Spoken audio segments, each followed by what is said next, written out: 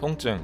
통증은 실제적이나 잠재적인 조직 손상 또는 피해를 뜻하며 악영향으로 서술될 수 있는 감각적, 감정적인 경험을 말한다. 이번 편은 김중구의 무통에 대한 썰에 대해 알아보려고 합니다.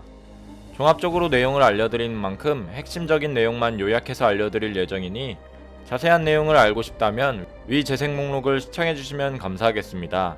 그렇다면 중구의 무통에 대한 연관성을 알아보도록 하죠.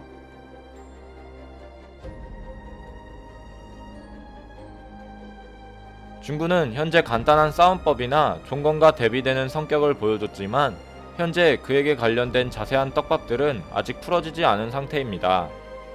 그 많은 떡밥 중 한 개가 바로 중구는 무통이라는 썰인데요. 현재 댓글에서도 중구가 무통이다, 아니다 라는 말들이 중구의 떡밥에 대한 많은 부분을 차지하고 있습니다. 외모지상주의 강자들의 세계관에서는 대부분 타격을 맞으면 흡수하거나 같은 강자의 힘이 아닌 이상 대수롭지 않게 맞아 무통에 대한 오해들이 있었지만 중구의 떡밥에 대한 사례는 다른 의견들이 많습니다. 그렇다면 중구가 무통이란 떡밥은 도대체 왜 나온 것일까요? 이러한 떡밥의 근원은 vs 성유한 편에서 시작됐습니다. 성유한은 자신의 어머니의 눈을 고치기 위해 최동수 회장을 직접 찾아갔지만 오히려 개취급을 받고 김중구가 개입하는 사건이 일어나게 됩니다. 그 후 성유한은 H&H그룹 지하자금 수금을 담당하는 괴물인 중구를 일말의 시간도 주면 안된다는 걸 깨닫고 선제 공격을 시도하지만 중구는 엄청난 스피드로 안경을 벗고 맞는 상황에도 웃고 있는 모습이죠. 계속되는 성유한의 연타 공격이 중구에게 먹혀도 중구는 그의 공격을 무통처럼 웃으면서 맞는 조커 같은 분위기를 보여줍니다. 이러한 모습들이 중구가 무통이라는 근거에 말들이 슬슬 나오기 시작했고 이후 최신화인 316화에서 중구는 종건과 같이 포커를 하면서 등장하는데 종건과 4대 크루 싸움 서열에서 1위를 맞춘 사람이 100억을 갖는 내기를 합니다.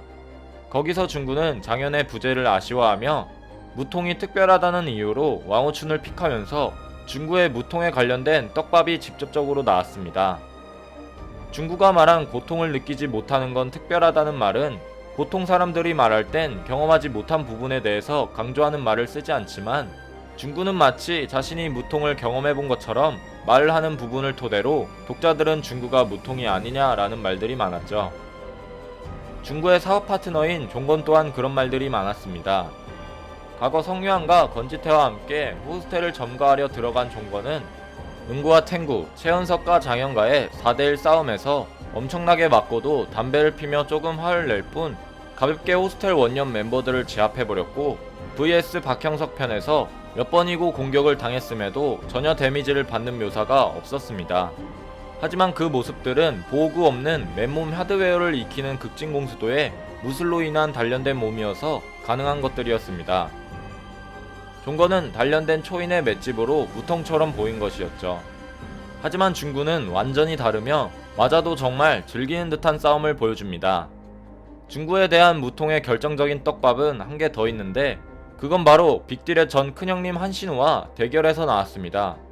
최동수의 사업 미천을 만들기 위해 빅딜을 찾아간 중구와 종건은 거기서 한신우를 만나게 되는데 한신우는 자갈치파가 당했다는 소식에 평소 장난이 아닌 진심으로 중구를 공격하게 됩니다. 바로 이 공격하는 장면에서 중구의 무통에 대한 떡밥이 나오는데 중구는 한신우의 공격을 막고 간지럽다는 표현을 하려던 찰나 자신의 코에서 피가 나오는 것을 보고 아프다고 말하는 장면이 있었죠. 이러한 장면에 대해 독자들은 두 가지 의견들이 있었습니다. 첫 번째는 중구가 한신우의 공격을 막고 아프다라고 하는 걸 보면 통증을 느끼니까 무통이 아니다 라는 의견과 두 번째는 중구가 한신우의 공격을 막고 통증은 못 느끼지만 코피가 흐르는 모습을 보고 아프다 라고 했으니 무통이 맞다라는 의견이 있었습니다.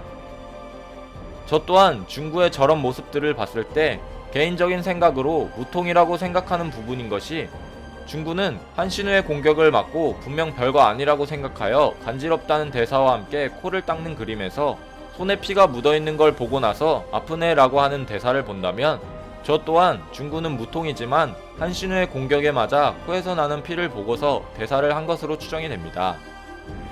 그 후 한신우와의 싸움이 계속되는데 마치 중구의 모습은 최원석과 왕오춘의 싸움처럼 최원석이 왕오춘에게 급소를 타격했지만 왕오춘은 급소를 맞아도 별거 아닌 것처럼 자기 할 말만 하며 반격하는데, 중구 또한 한신우와의 싸움에서 맞으면서도 자기 할 말만 하면서 마치 왕오춘을 오마주하는 것처럼 싸우게 됩니다.